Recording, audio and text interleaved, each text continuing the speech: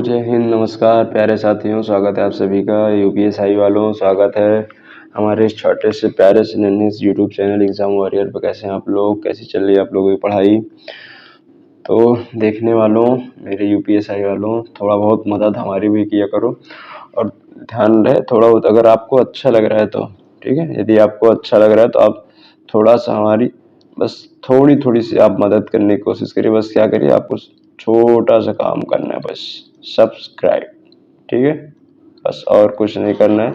इन्हें जल्दी से जल्दी आप, जितना जल्दी आप 1000 कंप्लीट कराएंगे, फिर हम आप लोगों के लिए एक नया चीज़ लेके आने वाले हैं। क्या नया चीज़ न्यू होगी जो, और हम बहुत काफ़ी कुछ करने की कोशिश कर रहे हैं। उतने अभी हम पे रिसोर्सेस नहीं है, बस बहुत जल्द आप लोगों के लिए सब कुछ किया जाएगा। चाहे वो एनजीओ वगैरह हो या जो भी हो, हम सब कुछ चलाने की कोशिश कर रहे हैं। बस धीरे धीरे सब कुछ चलाया जाएगा और उन लड़कों की भी मदद की जाएगी जिनका कोई मदद करने के लिए तैयार नहीं होता, ठीक है। तो उनकी भी मदद की जाएगी। बस थोड़ी सी हम पे उतने पैसे तो हैं, लेकिन इतने नहीं है कि हम उसको थोड़ा ठीक ठाक लेवल पे कर सकें। 10, 20, 50 लड़कों का तो अभी भी कुछ ना कुछ हो सकता है, लेकिन और हम सोच रहे हैं उसे ठीक ठाक लेवल पे किया जाए। तो इस वजह से कुछ ज़रूरतें हैं, वो हम और कहीं और से जुगाड़ कर रहे हैं, अपने उसमें से भी काटने की कोशिश कर रहे हैं, लेकिन कोचिंग वगैरह से बच नहीं पा रहे हैं उतने। कोशिश किया जाएगा, ठीक है। आइए शुरू करते हैं आज का प्रैक्टिस सेट। देखते हैं क्या है पहला नंबर, पहला क्वेश्चन, ठीक है। मूल विधि, आप देखिएगा, मूल विधि आपको यूट्यूब पे, पूरे यूट्यूब पे कोई प्रैक्टिस इसकी नहीं करा रहा है। क्या है, इसकी प्रैक्टिस कोई नहीं करा रहा है। अगर हुई होगी तो इस सिर्फ और सिर्फ क्या क्लास, अगर कोई देगा तो सिर्फ और सिर्फ आपको क्लास दे दे, लेकिन जब तक आप प्रैक्टिस नहीं करोगे, बीच बीच में से आप धारा नहीं निकालेंगे, तो आपको एक कॉन्फिडेंस कभी आ ही नहीं सकता कि आपने मूल विधि पढ़ा है, ठीक है। पढ़ चाहे जितना ले, कॉन्फिडेंस लाना बहुत बड़ी बात होती है। बिना कॉन्फिडेंस के आप एग्जाम क्लियर ही नहीं कर पाएंगे, चाहे आपने जितना पढ़ा हो। जितना आपने प्रैक्टिस मॉक टेस्ट दिया है वही आपके काम आने वाला है, ठीक है। तो इस वजह से आप प्रैक्टिस पे ज़्यादा ध्यान दीजिए और मॉक टेस्ट पे, ठीक है। चलिए शुरू करते हैं। और आप हमें ये भी बताया करिए कि आपने 20 में से कितने आउट ऑफ कितने स्कोर किए हैं, ठीक है। आउट ऑफ आउट या कितने जो भी है, आप कमेंट करके जरूर बताइए। चलिए देखते हैं पहला क्वेश्चन। सूचना का अधिकार अधिनियम आरटीआई एक्ट, क्या आरटीआई एक्ट की धारा 6 किससे संबंधित? आरटीआई एक्ट 2005 की धारा किससे संबंधित है, बताइएगा। क्या अपील की प्रक्रिया, सूचना मांगने का अनुरोध, ये लोक प्राधिकरण की परिभाषा या आयोग का गठन किससे संबंधित है, बताइएगा। तो ये क्या है, धारा 6 क्या कहती है, बताइएगा आप लोग। धारा 6 कहती है कि सूचना मांगने का अनुरोध, क्या सूचना मांगने का अनुरोध क्या है, आपको सूचना कितने दिन में मिलनी चाहिए? 30 दिन में, ठीक है। धारा 8 क्या कहती है? धारा 8 ये कहती है कि वे सूचनाएं जो आपको आरटीआई के तहत नहीं दी जाएंगी, क्या आरटीआई के तहत आपको सूचना नहीं दी जाएंगी। कुछ चीजें हैं, सब कुछ आपको आरटीआई के थ्रू नहीं दी जा सकती, तो ये आपको याद रखनी। धारा 8 ये भी कहती है, ठीक है। आईटी एक्ट की धारा 43 किससे संबंधित है, बताइए। अच्छा, ये आरटीआई था, ठीक है। आईटी एक्ट की धारा 43 किससे संबंधित है? दंड, नियंत्रक के कार्य या परिभाषा या साइबर कैफे की परिभाषा, किसकी परिभाषा है, बताइएगा। तो आईटी एक्ट की धारा 43 किससे संबंधित है? दंड से संबंधित, किससे? दंड से संबंधित है, ठीक है। ये आपको, यदि आप किसी के कंप्यूटर में छेड़छाड़ वगैरह करते हैं या उसके सिस्टम में कुछ करते हैं, तो उसके लिए प्रावधान यानी दंड क्या है? 7 साल के जेल, क्या 7 साल जेल। ये उस सेल नहीं है भाई, 7 साल होना चाहिए, 7 साल जेल, क्या जेल की जगह सेल हो गया, ठीक। 7 साल तक की आपको जेल हो सकती है यदि आप उसके साथ छेड़छाड़ किसी कंप्यूटर में करते हैं तो, ठीक है। या जनहित याचिका पीआईएल का आधार संविधान किस अनुच्छेद में निहित है, बताइए।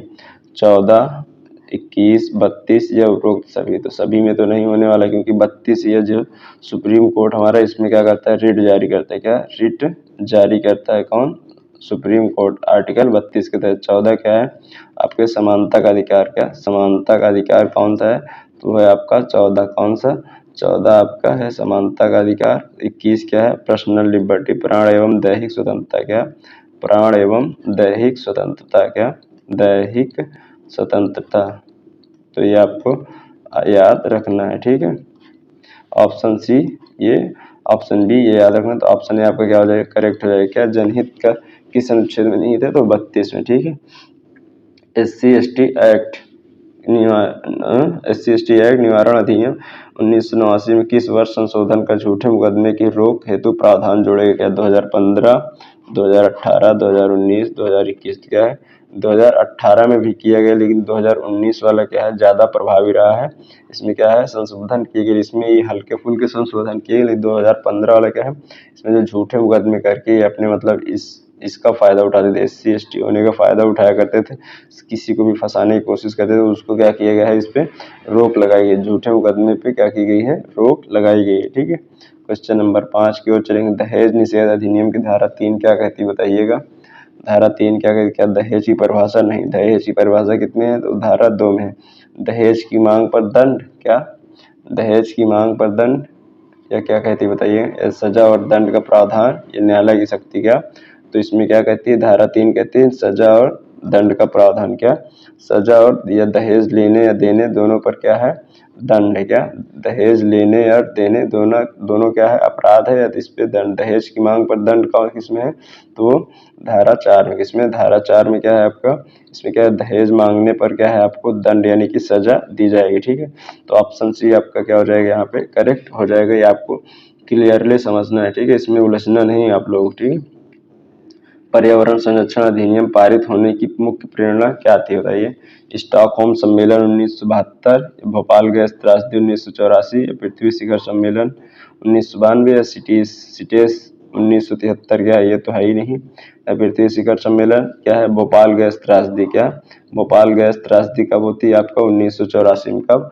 1984 यानी 2 दिसंबर 1984 में क्या होता है आपको भोपाल गैस त्रासदी होती है। इसको बनाना था, पर्यावरण संरक्षण अधिनियम बनाना था, बनता और बाद में बनता है, लेकिन तुरंत क्या हुआ था 1984 में जब आपका ये भोपाल गैस त्रासदी हो जाती है, तो उसी के तुरंत बाद यानी 1986 में क्या किया जाता है पर्यावरण संरक्षण अधिनियम बनाया जाता है। नहीं उसी के लिए क्या हुआ था स्टॉकहोम सम्मेलन हुआ था कि पर्यावरण संरक्षण अधिनियम आएगा, लेकिन कब आएगा कुछ पता नहीं। जैसे कि हमें आज़ाद होना था, लेकिन कुछ पता नहीं था। अगर जर्मनी पहले जीत गया होता सेकेंड वर्ल्ड वॉर में तो हम पहले आज़ाद हो गए, वो नहीं जीता, इस वजह से हम थोड़ा लेट से आज़ाद हुए। जीत गया होता तो हम पहले आज़ाद हो जाते।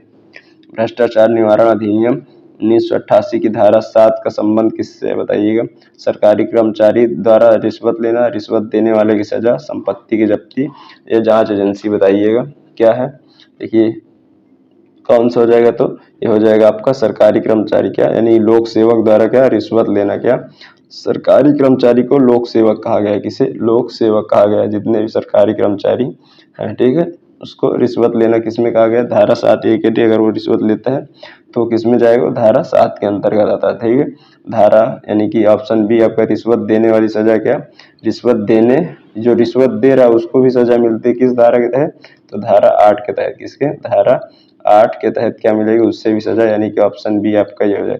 संपत्ति की जब्ती की जाएगी या नहीं, या संपत्ति की जब्ती का तो शायद से इसका तो कोई वो नहीं, लेकिन जांच एजेंसी किस धारा के तहत बनेगी? तो धारा 17 के तहत। क्या जांच एजेंसी की अनुमति, क्या जांच एजेंसी की क्या है अनुमति के बारे में प्रावधान है। ठीक, आयकर अधिनियम 1961 किस दिन लागू हुआ बताइएगा?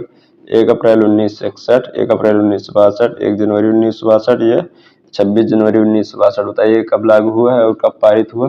तो हम बताते हैं पारित कब होता है। कब पारित कब होता है आपका? तो पारित होता है आपका 13 सितंबर। क्या 13 सितंबर 1961? क्या 13 सितंबर 1961 को क्या होता है पारित होता है, लागू होता है आपका कब? 1 अप्रैल 1962। क्या 1 अप्रैल 1962 को क्या होता है आपका लागू होता है। ठीक है, कब? 1 अप्रैल 1962 को लागू होता है, जिसमें क्या है 23 तो आपकी क्या है अध्याय है और 298 आपकी क्या है धारा है। ये आपको याद रख लेना है। ठीक है, ये आपके एग्जाम पॉइंट ऑफ व्यू से काफी इंपॉर्टेंट, क्योंकि क्या पूछ रहा है आय यानी कि आयकर। ठीक है, पॉक्सो एक्ट। क्या पॉक्सो एक्ट की धारा 19 क्या कहती है बताइएगा? दंड की अवधि, रिपोर्टिंग की बाध्यता, बालक की परिभाषा, जांच की प्रक्रिया। क्या कहती है? अपराध की रिपोर्ट यानी कि अपराधी की रिपोर्ट करना। क्या कहती है? कहीं भी कोई अपराध हो रहा है तो इस मामले में यहाँ पे आप क्या करिए FIR करिए, या तो नहीं आप पहुंच सकते हैं वहां तक तो आप सीधे थाने में जाके क्या करिए वहां से FIR कर सकते हैं। ठीक है, थाने से आप FIR कर सकते हैं, फिर बाद में वहां तक पहुंच जाएगा। क्वेश्चन नंबर 10 की ओर चलेंगे। राष्ट्रीय सुरक्षा अधिनियम NSA के तहत क्या NSA के तहत अधिकतम निरोध की अवधि कितनी है?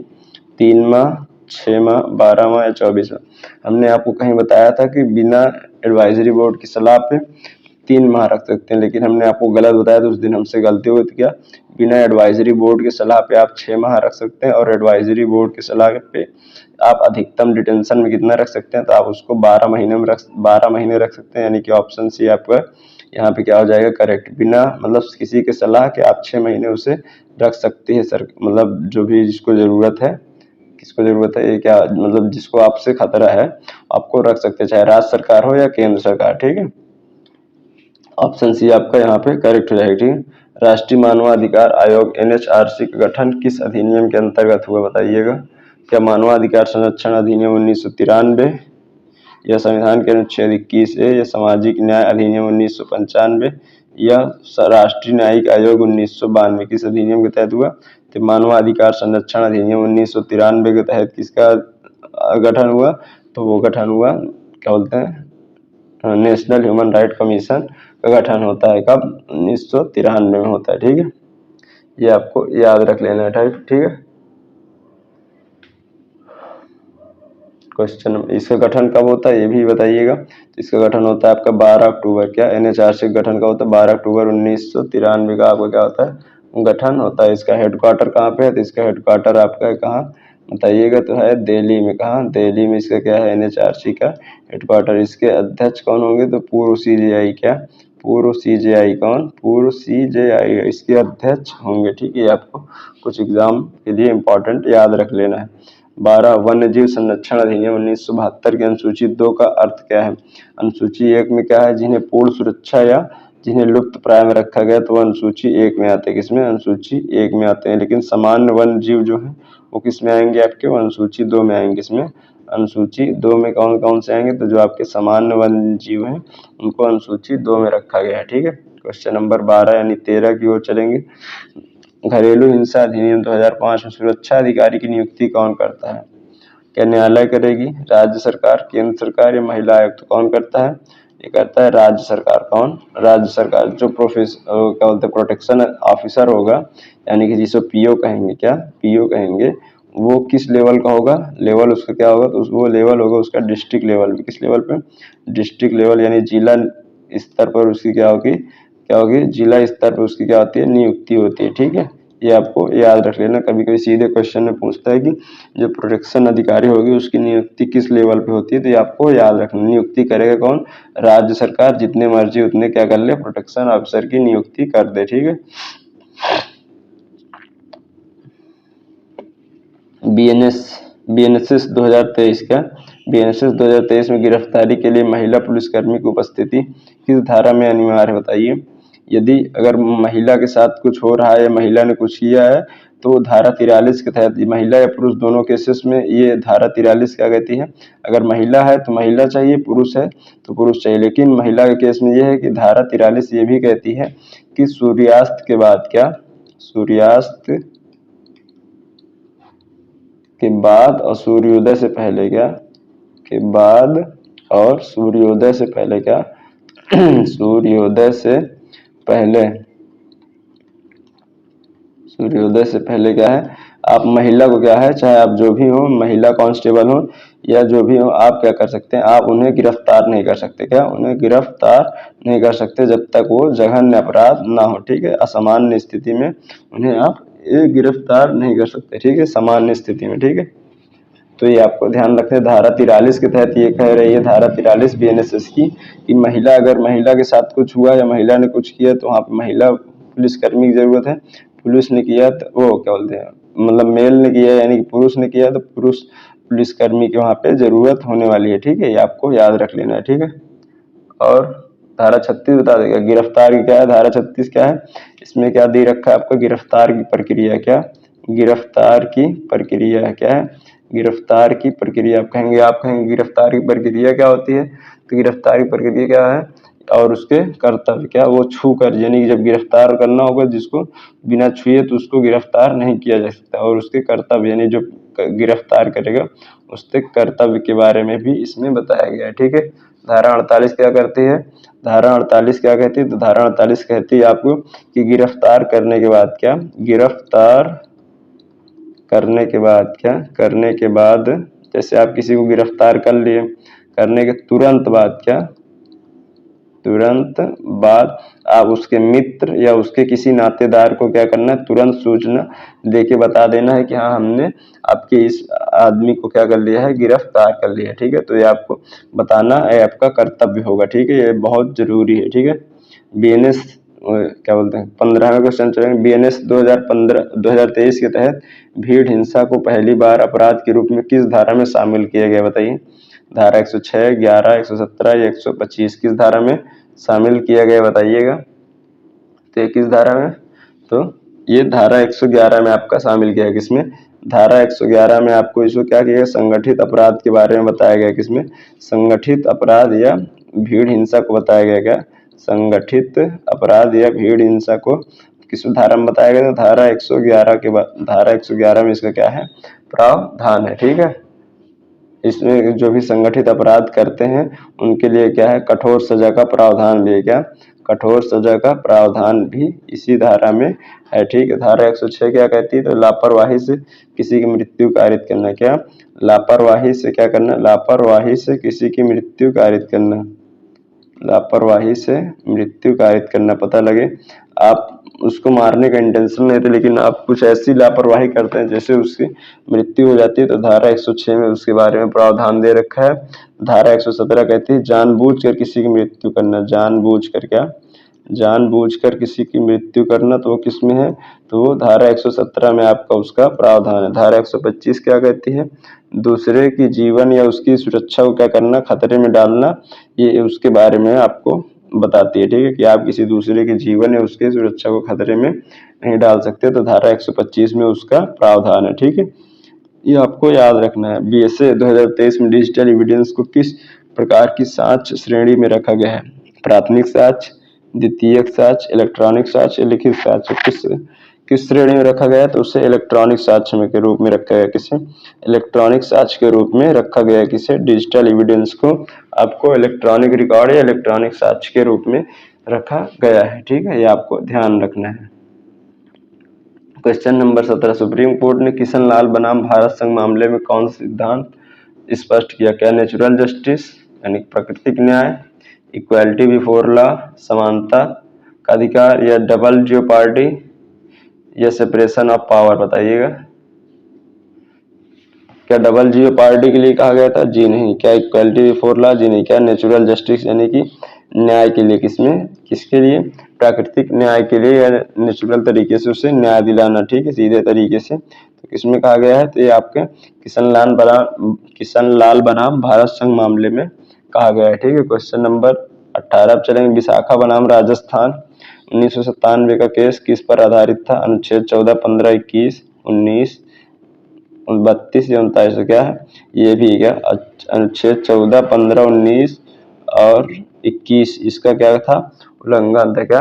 अनुच्छेद 14, 15 के अधिकार का उल्लंघन। क्या कि इसका क्या था? अधिकार का उल्लंघन से ये मामला संबंधित था। ठीक है, अधिकार का उल्लंघन था। ठीक है, उल्लंघन। ठीक है, ये आपको याद रखें। इसमें क्या है? कार्यस्थल पर जो भी मतलब जो भी महिलाएं उनको यौन अपराध से बचाने के लिए क्या किया गया है, इसमें दिशा निर्देश दे रखे हैं। क्या? कार्यस्थल पर क्या? कार्य स्थल पर महिलाओं को क्या? महिलाओं को यौन अपराधों से बचाने के लिए इसमें क्या दिशा निर्देश दे रखे हैं। ठीक है, ये आपको याद रख लेना है। क्वेश्चन नंबर 19 में चलेंगे। मोटर वाहन संशोधन अधिनियम 2019 में जुर्माने की राशि कितने गुना तक बढ़ाई गई? बताइएगा। क्या 2 गुना, 5 गुना, या 10 गुना, या 20 गुना? तो कितने गुना बढ़ाई गई है? तो आपका 10 गुना। कैसे? जैसे कि यदि पहले क्या था, सीट बेल्ट पहनने पे आपको, सीट बेल्ट आप नहीं पहने हैं तो आपका कितना 100 रुपये फाइन हुआ करता था। कितना? 100 रुपये। अब उसका 10 गुना आप जब करेंगे तो 10 से गुणा कर देंगे, सीधा कितना हो जाएगा? 1000। तो ये कितना हो गया? 10 गुने तक क्या हो गया? फाइन बढ़ गया है। ठीक है, ये तो आपको याद रख लेना है। ठीक है, क्वेश्चन नंबर 19 का ऑप्शन सी करेक्ट हो जाएगा। MC मेहता बनाम भारत संघ 1986 केस किस औद्योगिक हादसे से संबंधित है? बताइएगा।